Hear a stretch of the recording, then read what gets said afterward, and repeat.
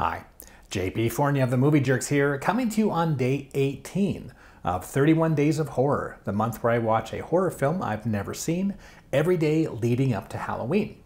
So what do we got for day 18? Yesterday we had On Halloween. Today we get Zombie High. I think I remember that poster from when I was a kid. They'll Drain Your Brain. A woman goes to a previously all-male boarding school on a scholarship. She begins to separate herself from her boyfriend in order to devote her time to her new environment.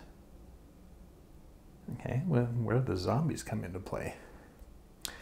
Well, okay, well, there we go, 1987, day 18, I'm watching Zombie High. This particular poster of Zombie High may be a bit misleading for a couple reasons. For starters, the film does not present the most popular version of zombies, the George A. Romero Night of the Living Dead or The Walking Dead type of zombies. Now in this film, the zombies is more of a reference to the mental state, a controlled mindset or brainwashing that is caused on students, removing any personal characteristics and making them look soulless. This film has been compared to the Stepford Wives and Disturbing Behavior. The gimmick in this film is that the facilities maintain the best student grade averages because they are operating on the students to remove their individuality and create productivity. In the poster, it would appear that a decaying hand is grabbing a woman's leg from a sewer. And that's somewhat correct. There is individuals decaying in this film. However, in this case, not the living dead, but just angry geriatrics. And let's face it, senior citizens can be scary.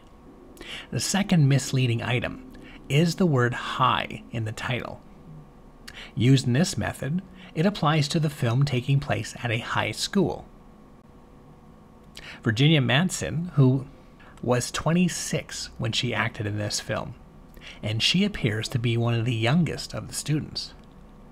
If this was intended to be a high school, then they may want to reconsider the romance between a high school student and the professor.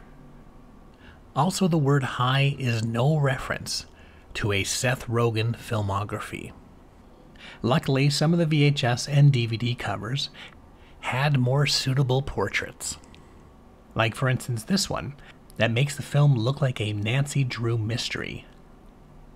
Contrary to this one, which is eye-catching, sure, with a depraved zombie that is essentially peeking up a lady's skirt. But this does have a Nancy Drew feel, as the plot revolves around Madison's investigation of the odd behaviors and radical changes of the students. Instead of being a horror film, this feels more like a science fiction mystery. Now, I may have focused a lot more on the poster rather than the film, and that's because the film is not really all that exciting. However, it's also not that terrible either. It's just very plain. The film has some good performances, the story unfolds nicely, and it does have a bit of a suspenseful climax.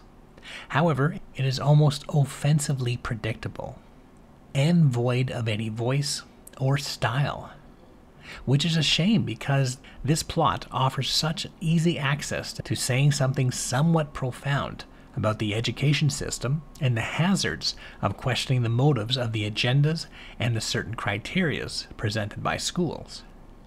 The film, however, is a metaphor for outdated hierarchies, trying to force their outdated and aged beliefs and values on the morally and intellectually advancing youth.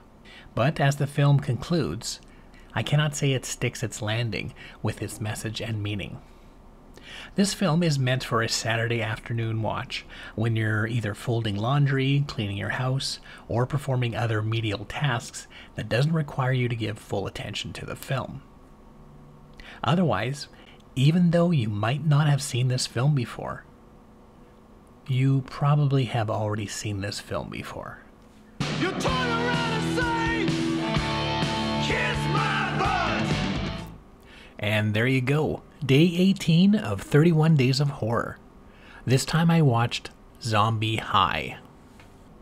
Let us know if there's a horror film that you found the advertisements to be misleading for. And if you're curious about other films we're watching this month, be sure to hit our subscribe button for updates daily.